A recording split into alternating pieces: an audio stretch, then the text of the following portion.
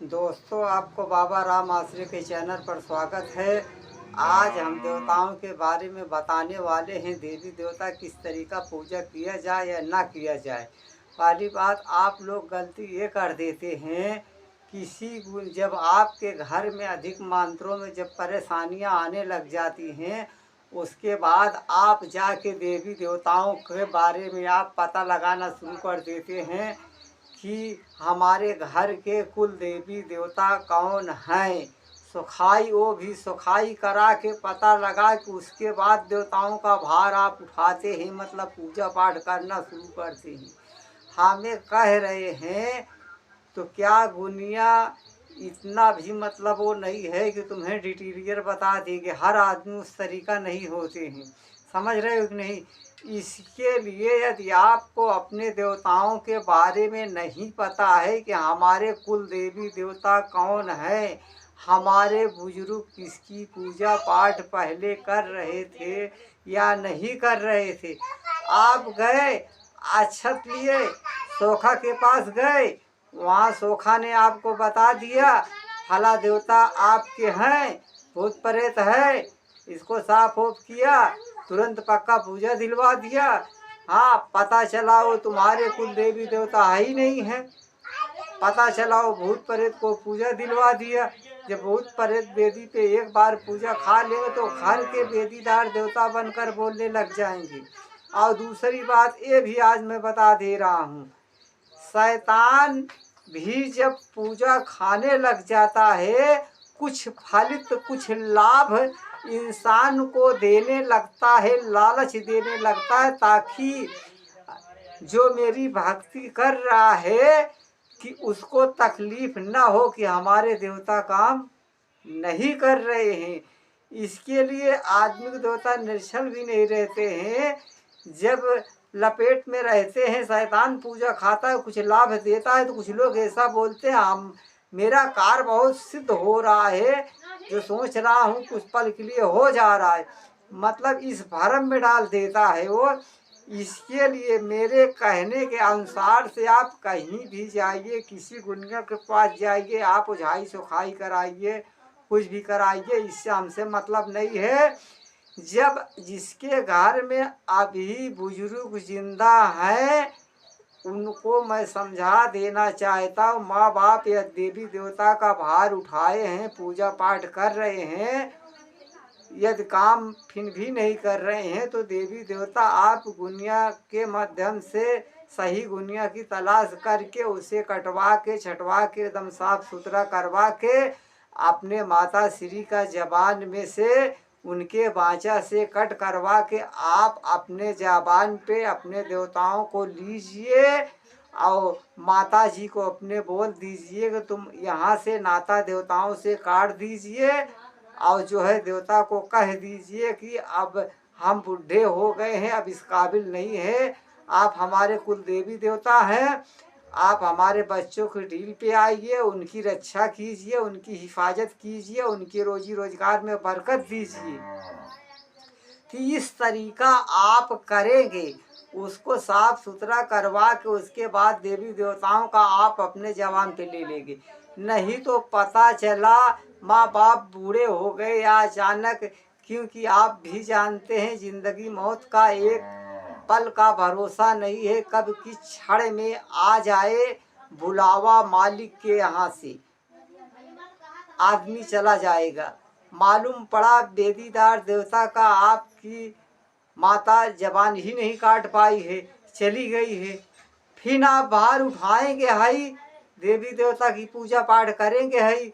इससे अच्छा उनके जियत पे उनके जबान से कटवा के उनके बाँचे से अपने बाँचे पे आप लीजिए, स्वयं उसे साफ सुथरा करा के। अगर माता के जबान से भी देवता अगर काम नहीं कर रहे हैं, तो वो साफ सुथरा करा के उनके जबान से अपने जबान पे देवी देवता कीजिए, ताकि आपको पूजा करने में आसान हो जाए। और दूसरी बात ये भी मैं बता दे रहा हूँ कि अगर देवी देवताओं का भार उठाओ तो पूरे लगन और मेहनत के साथ, पूरे श्रद्धा के साथ भार उठाइए।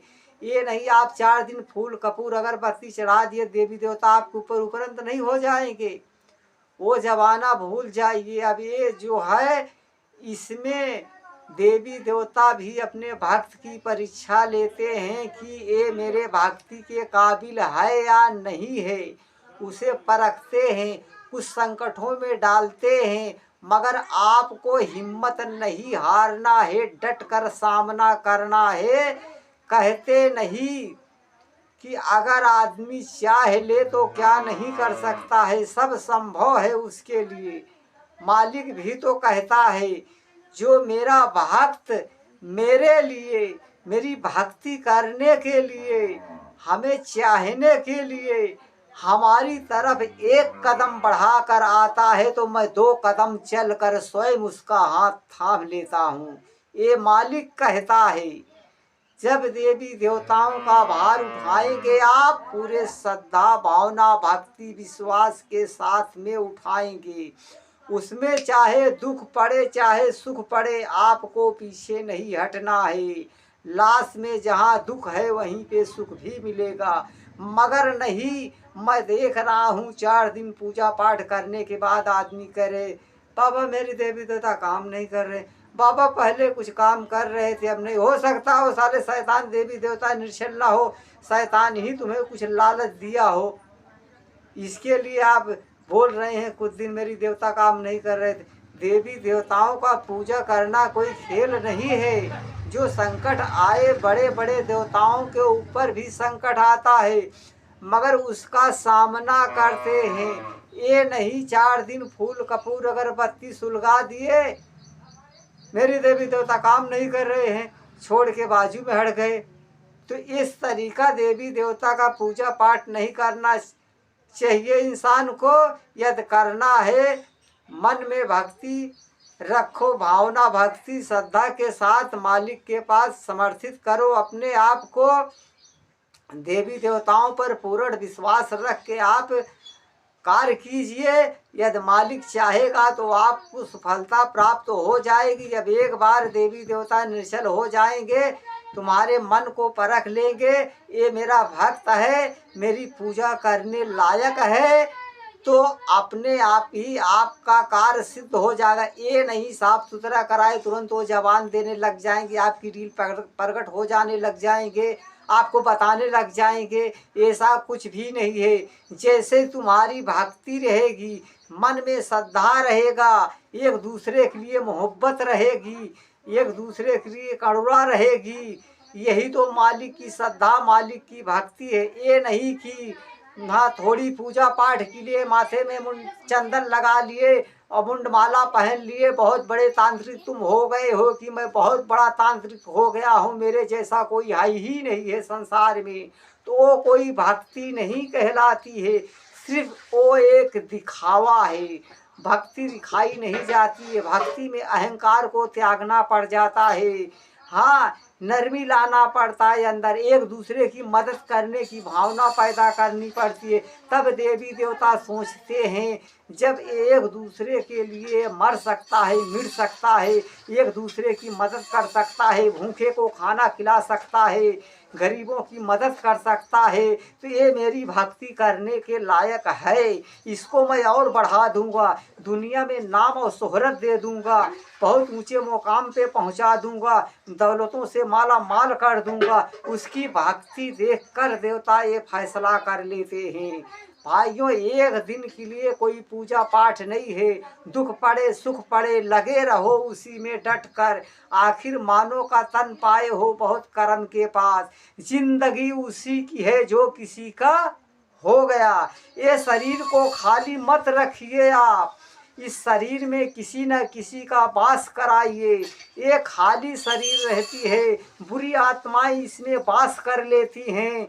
जब यदि आप इस शरीर में किसी की मूर्ति बैठाएंगे, या किसी की नहीं तो सीधा ईश्वर की मूर्ति बैठाइए, या देवी देवता की नहीं, यदि किसी देवी देवता की मूर्ति आप इस शरीर में बैठा रहे हैं अपने आत्मा के अंदर, कोई बाहरी चीज, कोई बुरी आत्मा यदि आपके अंदर प्रवेश करना चाहे रहेगी, मैं इसके शरीर के अंदर प्रवेश कर जाऊं, इसे संकट में डाल दूं। जब आप पहले ही से अपने मन के अंदर भावना भक्ति के साथ किसी की मूर्ति आप बैठा कर रखे हैं, मन में अपने किसी को बैठा कर रखे हैं, हमको ये बताइए वो क्या उस बुरी आत्मा को अंदर जाने की अनुमति देगा? नहीं देगा किसी हाल में। वो धिक्कार देगा, मार के भगा देगा, को खुलासा कह देगा ये मेरा घर है, इसमें मैं राज करता हूँ, इसमें मैं रहता हूँ, ये मेरी भक्ति करता है, इसकी हिफाजत की जिम्मा मेरी है। इसके लिए भाइयों ज़रूरत है, पूर्ण विश्वास करने की ज़रूरत है। दोस्तों मैं आप सब के लिए ये प्रार्थना करता हूँ, अगर आप गलत जगह पे फंस गए हैं, मालिक आपको सही मार्ग दिखाए। यदि आपके घर में परेशानी है, मालिक उस परेशानियों से आपको दूर कर दे। यदि आपके रोजी रोजगार में बरकतें नहीं हो रही हैं, मालिक से प्रार्थना कर रहा हूँ, हमारे यूट्यूब चैनल पर जो भाई जुड़े हुए हैं उनके रोजी रोजगार में बरकतें होने लग जाए, काम धंधे में मन लगने लग जाए। मेरे भाइयों आप सब सही सलामत रहें। मैं तो ये भी नहीं कहता हूँ कि मेरी वीडियो को लाइक कीजिए, नहीं कीजिए, क्योंकि हमें कोई मोह माखा नहीं रहता है, कोई बात नहीं। इसके लिए मैं समझा रहा हूँ ताकि हमारे भाई जो गुमराह हुए हैं वो सही मार्ग पकड़ ले।